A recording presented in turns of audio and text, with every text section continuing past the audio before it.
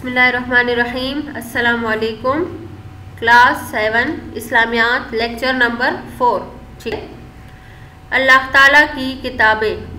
देखिए बेटा, आप लोगों ने पढ़ा था कि ईमान मुफस्सल में जितनी भी चीज़ें हैं उन सब पर ईमान लाने से हमारा ईमान जो होता है वो मुकम्मल होता है।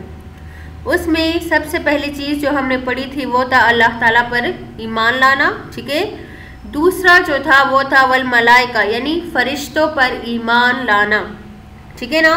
अब आज जो हम पढ़ेंगे वो है तीसरा अकीदा यानी अल्लाह ताला की किताबों पर ईमान लाना। ठीक है, ईमान मुफस्सल के मुताबिक तीसरी चीज़ जिस पर ईमान लाना ज़रूरी है वो है अल्लाह ताला की किताबें।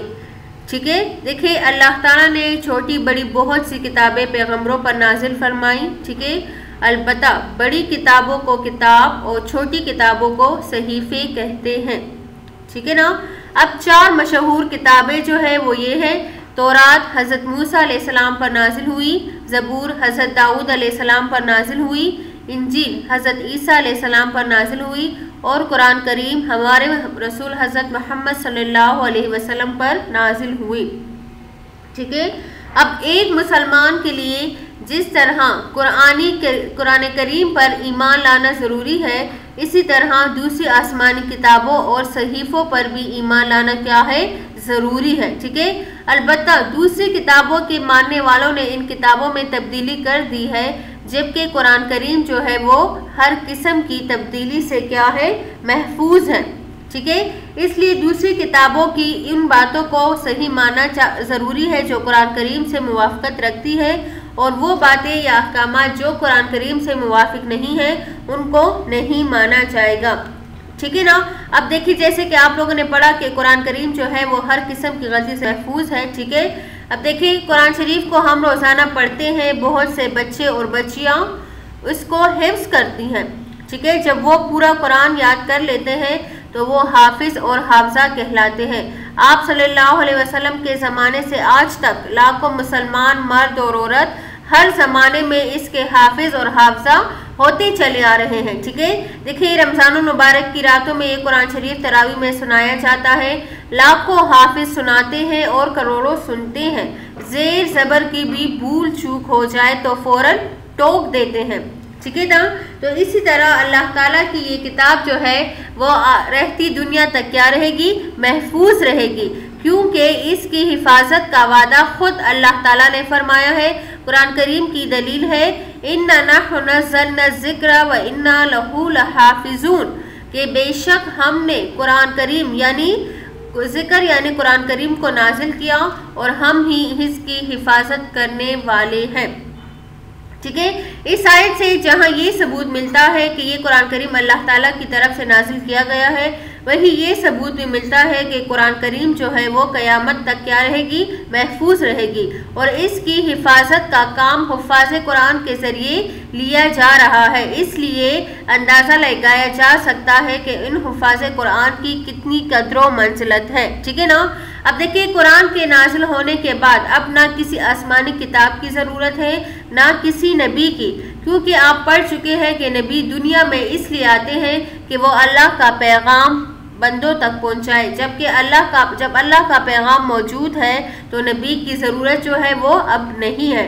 अलबत्ता अब मुसलमानों की जिम्मेदारी है कि वो कुरान और इस्लामी तालीमात को क्या करें, दुनिया में फैलाएं। अब देखिए, कुरान शरीफ की दूसरी आसमानी किताबों पर अफजलियत क्या है। वैसे तो तमाम आसमानी किताबें जो हैं वो बहुत ज़्यादा फजीलत वाली हैं, लेकिन कुरान करीम जो है वो दूसरी आसमानी किताबों से ज़्यादा फजीलत वाली है। ठीक है, यहाँ पर कुछ तब्दीलियाँ हैं, इन दोनों में फ़र्क है कि वो कौन सी वजूहात है जिनकी वजह से कुरानी किताब जो है वो अफजल है। पहली ये है कि कुरान करीम में किसी भी किस्म की कमी या ज़्यादती नहीं हुई। ठीक है, यानी कुरान करीम जो है वो रद्दो बदल से क्या है, साफ है, महफूज है और ना क़यामत तक हो सकेगी, जबकि पिछली किताबों को लोगों ने बदल डाला। ठीक है ना। इसलिए पिछली किताबों की वो बातें जो कुरान शरीफ से मिलती जुलती है उनको माना जाएगा, और वो बातें जो कुरान करीम से नहीं मिलती उनको नहीं माना जाएगा। ठीक है। अब दूसरा है, पिछली किताबें एक ही दफ़ा नाजिल हुई। ठीक है, जबकि कुरान करीम 23 बरस तक ज़रूरत के मुताबिक नाजिल होता रहा। मतलब ये है कि जहाँ जहाँ पर ज़रूरत होती रही तो कुरान करीम की आयत जो है वो नाजिल होती रही। ठीक है, फिर आगे है कुरान शरीफ बेशुमार मुसलमानों के सीनों में महफूज है।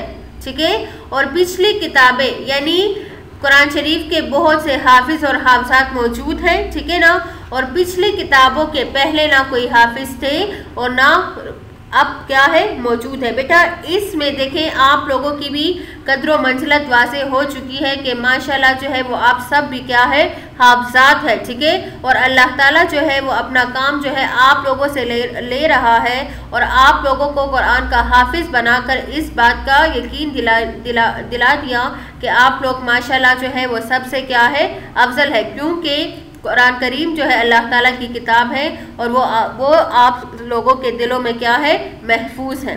ठीक है, तो अब आप लोगों की भी जिम्मेदारी है कि इसकी हिफाजत करें और इसको याद करने की और इसके अहकामात पर उतरने की पूरी कोशिश करें। ठीक है बेटा, अब आगे चलते हैं अमली किताब की तरफ।